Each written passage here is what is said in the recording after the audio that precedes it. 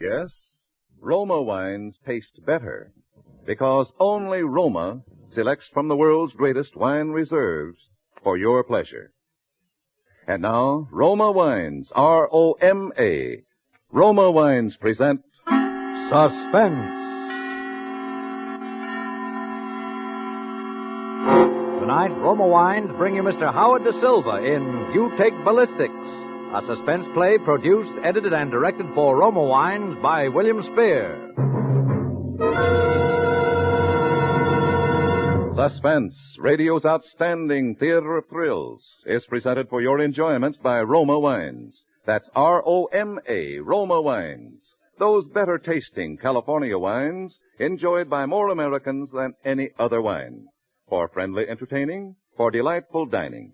Yes, right now a glassful would be very pleasant, as Roma Wines bring you Howard Da Silva as Homicide Lieutenant Ed Harvey in You Take Ballistics, Cornell Woolrich's remarkable study of the police mind at work, which is tonight's tale of Suspense.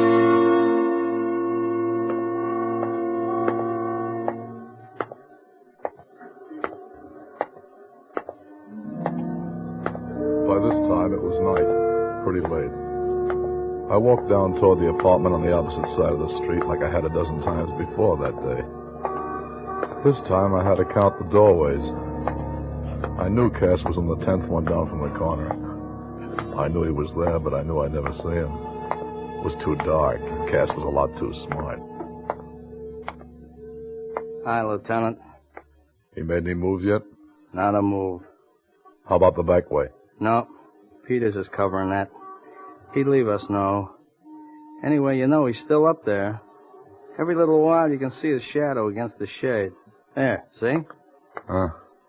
Hey, look, You got a match? oh, sure, here.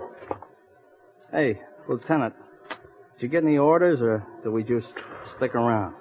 Myself, I think he's settling down for the night. No. This isn't getting us any place. I'm going to make the pinch. Now. Come on up with me, see what we got. Sure. Oh, boy, it's good to stretch. My gams were killing me. Yeah, I know. I done plenty of stakeouts myself. Anyway, it was warm tonight. That's a help. Yeah, that's always a help. Hey, you know what I think, Lieutenant? What? I think that guy's waiting for something. Or someone? Like who? Us. He's wise, huh? Smart, pretty smart. I don't like it. Yes, sir, gents. Coleman, Clarence Coleman, take us up. Yes, sir. I need a shave. Huh? Nah, you don't look bad. How long has he been living here? You, how long has Coleman been living here? Huh? Oh, Mr. Coleman? 2 or 3 years.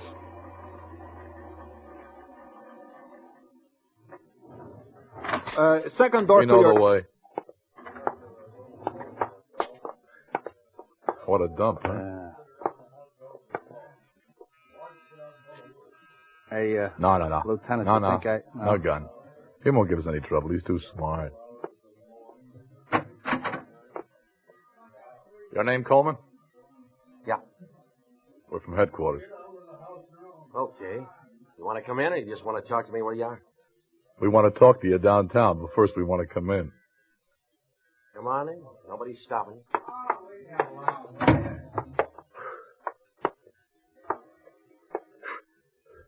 Look around, Cat. Yeah. Suppose you guys got a search warrant. I suppose you got a witness that we don't. Go ahead, look. I just want you to know I'm not dumb, that's all.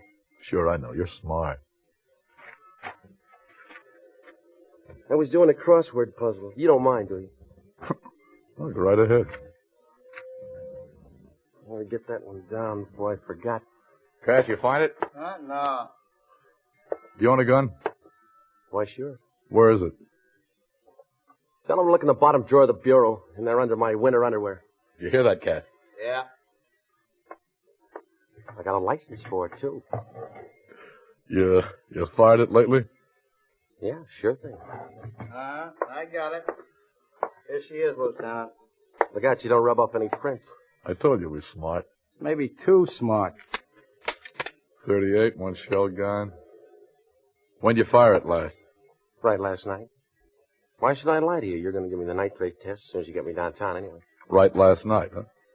Right into Edmund Lombard's body? Wrong. Into the floor. Here. You got all the answers, haven't you? I only know what I know. Can't do better than that for my own brother. If you fired it into the floor, where's the crease? See that little scatter rug? Uh-huh. Just kick it aside.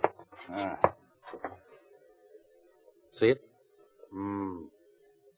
I can do better than a crease. If you dig in with your penknife, you can probably get the slug. Well, let's have a look. Hey, what are you doing that for, Cass? This guy's just making a chump out of you. Maybe, but we better have the slug just the same, Lieutenant. All right. You, take your hands out of your pockets and get your favorite hat and start moving toward the door. You're coming with us. There we are. Okay by me. You get it? Yeah, it's a 38, all right. Am I under arrest? Well, if you gotta have a name for it, no. Not yet. You're just a guest of the department. For the rest of the night. You get the works, I suppose. Cass, take him down the stairs, will you? I want to talk to this kid on the elevator for a minute. All right. Hey, wait a second. You got any more of that gum? Yeah, here. Sure, Lieutenant. There you are. Come on, you. All right. Come on. Let's go down here. Yes, sir. Got a match? Oh, sure, I have. A gun go off anywhere in this building last night? Sure. His did. Who's, Coleman? Yeah. The people downstairs telephoned me, so I had to go up there. He fired into the floor by mistake. He was plenty scared. Hey, he in trouble? Nothing serious. Just a little thing called murder.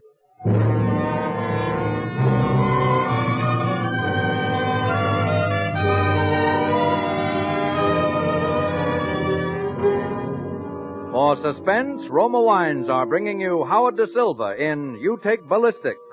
Roma Wines' presentation tonight in radio's outstanding theater of thrills, Suspense.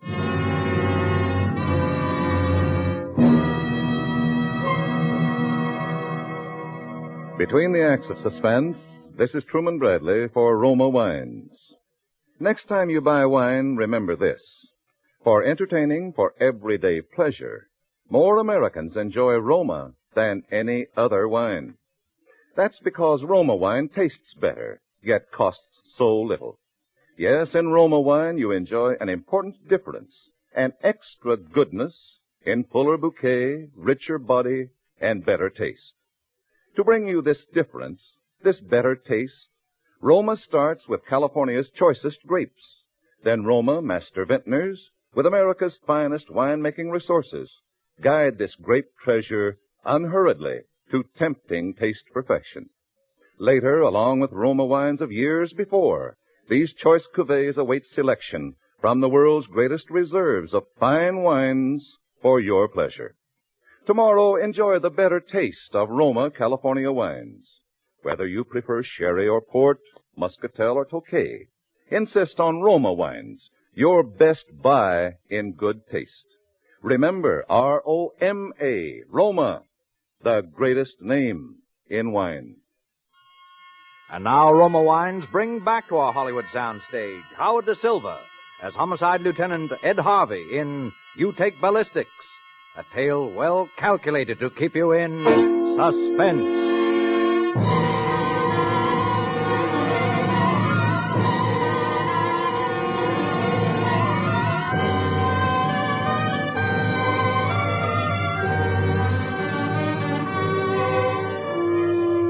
I've been on the force for quite a while, and I've made my shares of arrests big and small. Little punks and chiselers and big-time racket men and crazy, wild-eyed killers. I never made a pinch that looked better and that I liked less than this Coleman. We had everything. We had to make the pinch. Yet I knew it was going to turn sour the minute I walked into that apartment. And a sour murder rap is something, well, I personally don't care for. We didn't take him downtown. We took him over to a little precinct house up on the west side. And we didn't book him. We just tossed him in the back room and let him wait. Leffinger, my boss, got there about 10 minutes later. Did you bring him in? Yes, sir, he's in back. Here's his gun. He claims it went off into the floor last night by mistake. Oh, beat us to the paraffin test, huh? Well, he could have framed it that way after he killed Lombard. Yeah, he could have. Here's a slug, Captain. 38. Yeah. Turn the stuff over to ballistics. Yes, sir. Hey, Cass. Huh? Give me a light, will you? Sure. Yeah. Okay. Yeah. Any report on the one they dug out of Lombard? Probably on its way now. Who are these two guys? The night elevator man that took him up to Lombard's apartment and the night counter man at a lunchroom about a half a block away. They recognize him? Positive. Well, let's go to work. Sergeant. Yes, sir? We'll want to spring these witnesses on them. One buzz, send in the elevator man. 2 buzzes the other guy. Okay, Captain. You think you'll sweat? You? No. Hi, Coleman. Sit over there. Sure. Put the light on him, O'Farrell. Yes, sir. All right, Coleman. Suppose you tell us what you did last night. Beginning when? Beginning when you left your apartment. Well, I went out about 9 o'clock. Walked over to 23rd and 7th. There's a cigar store there.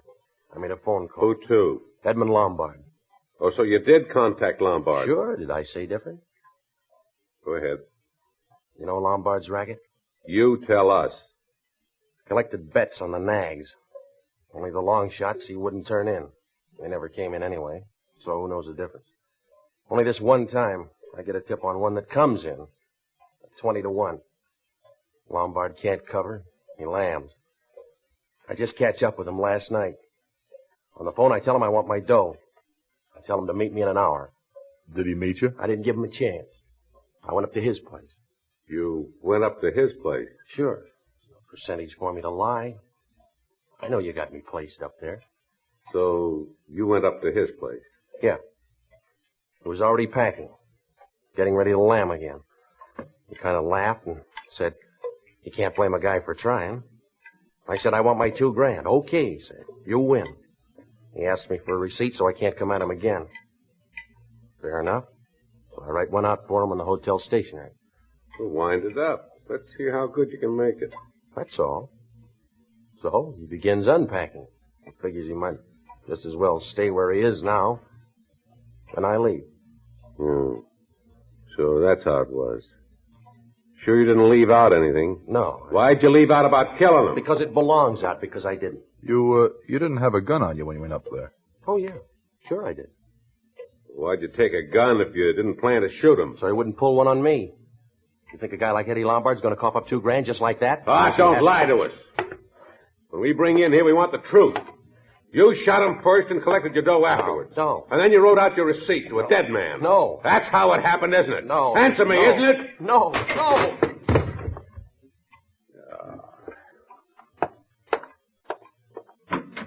Cass. Yeah, Captain. Never mind those witnesses. He spiked them for us.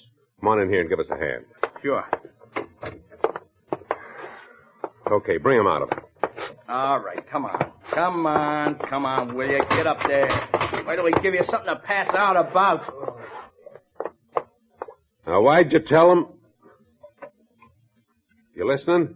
Why'd you tell the night man that Lombard was staying and not to bother about his luggage? Because I was afraid he'd go up there and Lombard might think it was me again and take a shot at him. Because he was dead in there and you wanted to get clear of the building before he was found. If I did, I didn't go very far. I stayed in the coffee shop down the block for 15 or 20 minutes afterwards. Look, what'd you do with the money you took off him after you killed him? The dough he gave me. Put it in the bank first thing this morning.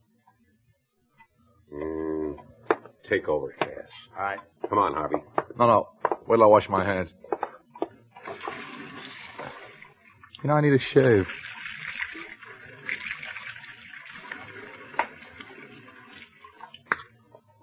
All right. Come on. See you later, Cass. Yeah, Lieutenant. All right, Coleman, come on now. Why don't you... You know, if I'd hang around there much longer, I'd be liable to hurt him. You see what I mean? Yeah. How come nobody heard the shot? People next door were out, and down below they were asleep. You know, I don't like it. You notice how he beats us to the punch every time. We got witnesses for everything except the killing. Which all adds up, but we got nothing but circumstantial. Wouldn't stand up in court 5 minutes. Yeah. Well, maybe ballistics will tie it up for us. Yeah, maybe. What's the matter? Don't you believe in ballistics? Sure, but you heard the guy. He's got every other angle covered. Not going to slip up on anything as obvious as ballistics. Don't you think he's guilty? I think he's guilty.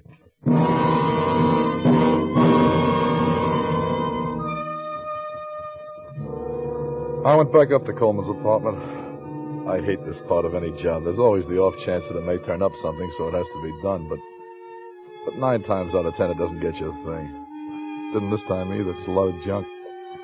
In the living room, items, crossword puzzle he'd been working on, the pencil stub, the butt of the cigarette he'd been smoking, and the package it came out of. The bathroom, items, usual assorted stuff in the medicine cabinet, and 15 rusty razor blades under the bathtub. Kitchen items, 3 empty beer bottles and some very lively cockroaches of assorted sizes. The bedroom, items, a bureau full of linen and 3 suits in the closet. One of them was the gray number he'd been wearing the night he called on Lombard. There was nothing in the pockets but a Canadian dime, a faded snapshot of a faded blonde, and a book of cigarette papers. I put the stuff from his pockets in a regulation brown envelope for no very good reason. Went back to the precinct. Heffinger was still there, biting his nails. Did you get anything? If I did, I don't know it. How's he doing? How's he doing? How are we doing? Lousy. Yeah, so far. You're still sure of him, huh? I was never sure of a pinch in my life. Listen, I'm going to let it go through on circumstantial. Ballistics will be sure to match his gun to the slug that killed Lombard, and that's enough to do it without anything else. I don't know. Say, what are you Yeah? Yeah, this is Leffinger. Well, it's about time. Well, you knew where to reach me. I told you I was going to bring him out here. Yeah. What? Yeah. Okay. Ballistics. Coleman's gun was a .38. I know that. Oh, you know that. Well, then maybe you know that the slug they took out of Lombard is a .32. So now what do you know? That does it. Yeah, it does it all right. No, I don't mean that. I mean he's our meat. He's the guy. You can't tell me different. I'm not telling you different, but ballistics is. And ballistics don't lie. You setting yourself up above ballistics? You take ballistics, I'll take human nature. That don't lie either. If you mean he did it with a .32 and then ditched it, you're wrong, because we checked all that. I know it. I know he didn't. Otherwise, he wouldn't have shot that slug into the floor. But the slug in the floor was a .38. Listen, Cap, I've called on aldermen, yeah, and state representatives, but even they get a little scared when you say headquarters. But not this guy. He was waiting for us. He was calm. He was doing crossword puzzles. He was too calm. No, he's too smart. He's got everything covered. He's been ahead of us all the way. He's our guy, I tell you. He's our guy. He's our guy. He's our guy. Well, go on out and prove it then. All right, don't take it out on me, Cap. I feel as bad about it as you do. Yeah, well, you're the guy with all the big ideas. Go out and do something about it. All right, how long will you give me? Tomorrow morning. You can't hold them forever without booking them, you know. Tomorrow morning? What am I going to do at this time? Look, make it noon, huh? Give me a chance, anyhow. All right, noon. And I'm stretching it for you. Yeah, thanks, Cap. Listen, wait a minute. You're not holding out on me, are you? I wish I was. I don't know a thing more than you do, Cap. I just know it's got to be our way, that's all. Yeah, gotta be. Hey, I think I'll take another look at him before I go.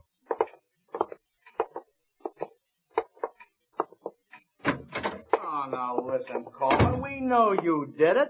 Why don't you make it easy for yourself? Make it easy for you coppers, you mean? I know you guys. Anything for a pinch. What do you care if you got the wrong guy? All right. Okay, Cass. You can lay off. You got something? Yeah, the slug that killed Lombard was a .32. His gun is a .38. Huh? All right, throw him in a cell. We'll probably have to turn him loose in the morning. Morning. What's the matter with tonight? What's the matter? Don't you like it here? All right. But you'll have a sweet case of false arrest on your hands by morning. Remember that, copper, when you're back pounding a beat. Oh, I won't forget. You're smart. Got a match? Go on, have a cigarette. I got my own. Go ahead, have one. I wouldn't take a smoke from a copper if it was the last one before I die. You may have a chance to prove that someday. Yeah? Yeah. When you go to the electric chair.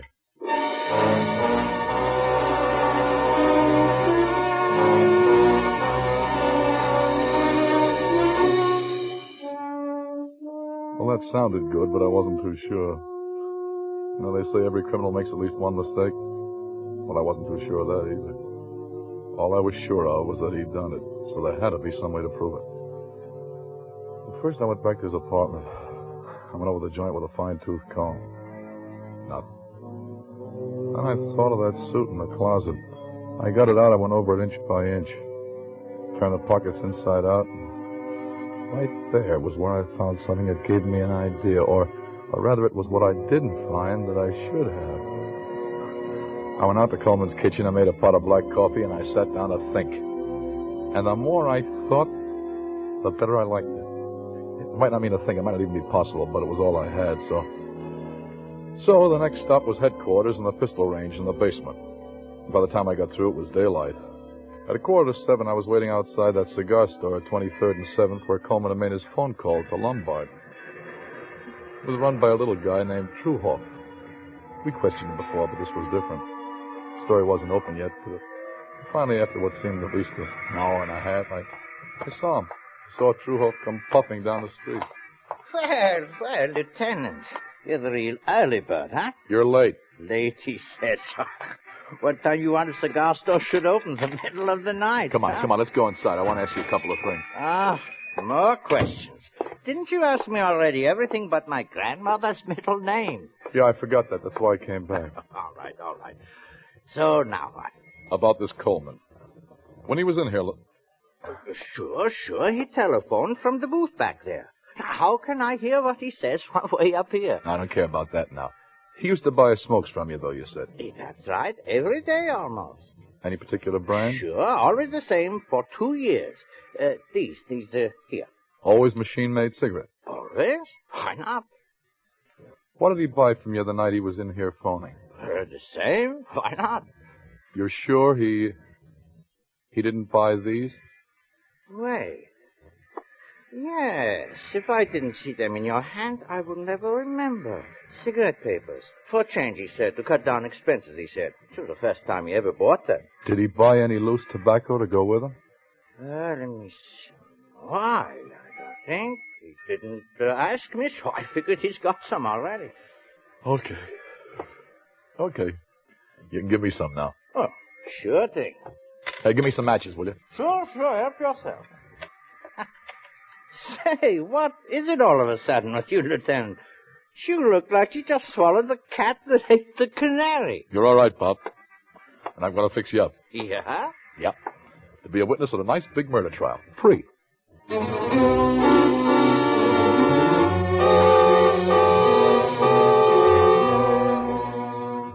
I went back to the precinct, but Leffinger had moved him to another one, over on the east side, on account of the 24-hour detention law. That took more time to locate him, but that was one thing I had plenty of now. I was either in with what I had, or I was out. And suddenly I felt tired. I felt tired as an old dog. I tried breakfast, but that didn't help much, so I went on over to the east side. Leffinger was right on deck, cranky as ever, but I could see he was worried. We had this guy pretty nearly 48 hours, and the cops don't like to break the law any more than the next guy. Well, where you been all night, Bright Eyes? You look like you slept on a park bench. I didn't sleep anyplace. I've been using my brains. Why didn't you leave word you were going to move him? What's the difference? His next move is out. His next move is arraignment after what I'm going to show you. Great. I'm just in the mood for lantern slide. Let's have him in, huh? Yeah, bring him in, Johnson. Okay, Captain. Now, look, first I want you to watch how he rolls a cigarette. What'll we be doing now? Playing parlor games? Just watch him, that's all. And remember, I found these cigarette papers in the pocket of his suit. The suit he wore the night he went to see Lombard. Oh, I suppose he gassed him to death with cheap tobacco. Eh? Here he is, Captain. Oh, the Rover boys. You guys woke me up just to move me to another hideout. Why don't you get wise to yourselves? You know you're going to have to book me or turn me loose sooner or later. All right. Forget it. We're turning you loose. All we want you to do is to sign a waiver that nothing happened to you in here. Nuts, I signed nothing. Hey, take it easy, will you? We got the guy that did it. Yeah? Yeah. Got nothing to worry about. We just don't want any suits for false arrest, that's all. Yeah, well, you took the words right out of my mouth, Copper, because my first stop after here is a lawyer. Now, wait a minute. Let's talk this over. Smoke? Nah, not one of them things. Well, you smoke these, don't you? Yeah, sure. Here's some tobacco. Go ahead, roll one. Thanks. That's not the way. I'm a little out of practice. A little out of practice, he says. Don't look to me like he'd ever rolled one before in his life. Is it to you, Cap? All right, so send me to the chair for that. Just the same, he bought these cigarette papers the night he went to see Lombard at the cigar store where he phoned, where he bought all his smokes. First time in 2 years he ever bought any. I know tobacco to go with them. And not a shred of loose tobacco in any of his pockets. Now, why do you suppose he bought those cigarette papers that night, huh? You're telling it. I'm listening. Are you listening, Coleman? You're talking in your sleep. I'll tell you why he bought them. Better than that, I'll show you why. Let me have your gun a minute, will you, Cap? Yeah, sure. That's 38, right? Yeah. Same caliber as Coleman's gun? Right. All right. Now, here's a 32 caliber bullet. The same caliber as the slug that killed Lombard. Do you want to see it? I know a 32 when I see it. All right. Now, we take the 38 bullets out of your gun. Now we take this 32 bullet and about 3 of these cigarette papers. We double them over. We wrap them around the bullet. See? See how snug the 32 fits in your 38 gun now? Well, I'll be a monk. Now watch. Now watch how a 38 gun will fire a 32 bullet. I'll put it in the baseboard over there. That's ballistics, Cap. How do you like it? Ballistics. Ballistics. You take ballistics, I'll take human nature every time.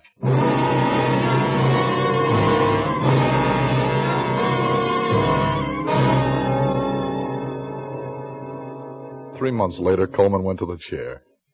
Whether he took a cigarette from a copper or not before he died, I don't know. And I don't care.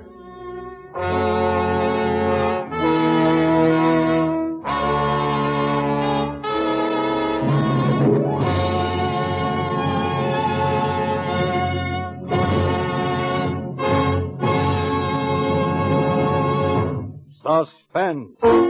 Presented by Roma Wines, R-O-M-A. Roma, America's favorite wines. This is Truman Bradley, bringing back to our microphone the star of tonight's suspense play, Howard Da Silva. My compliments, Howard, on a grand performance. Say, tell me, how did you like being on the side of Law and Order for a change? On the screen, I've seen you as a pretty tough character. Truman, I much prefer to be law-abiding. It makes me more popular with my friends. Well, here's something, Howard, that will make you even more popular with your guests. A gift basket of Roma wines. From Roma, your host of the evening. My thanks to Roma, Truman. This is my idea of real hospitality. That's what your friends will say, Howard, when you treat them to the golden amber, fragrant Roma California Sherry in your gift basket. For Roma Sherry, with its tempting nut-like taste, is the perfect first call for dinner, and served with nuts, fruit, cake, or any tasty snack. Roma Sherry is a truly delightful wine for entertaining any time. Right, Truman. Roma Sherry is certainly a versatile wine. Versatile is the word for Roma Sherry, Howard, and extra good, too. For Roma Sherry, like all Roma wines, gives you an important difference, an extra goodness in fuller bouquet, richer body, and better taste. And the best proof I can give you that Roma wines taste better is the fact that more Americans enjoy Roma than any other wine. Well, that's proof enough for me, Truman. And now, who's on Suspense next week? Well, Howard, it's Claude Rains. My favorite actor. Yes, Claude Rains in a very unusual suspense story. Mr. Rains will be entirely alone, no other member of the cast. A real solo performance. The story will be a famous English study in terror, The Waxwork. And you'll want to hear what it feels like to spend the night in a museum haunted by the spirits of famous murderers of the past. That I've got to listen to. Thank you and good night. Howard Da Silva appeared through the courtesy of Paramount Pictures and is currently being seen in their production Blaze of Noon. Tonight's suspense play was written by Robert Richards from the story by Cornell Woolrich. Next Thursday, same time, you will hear Mr. Claude Rains as star of Suspense. Produced and directed by William Spear for the Roma Wine Company of Fresno, California. Buy your share of Easter happiness. bring new life and hope to crippled children through Easter seals. Buy Easter seals today.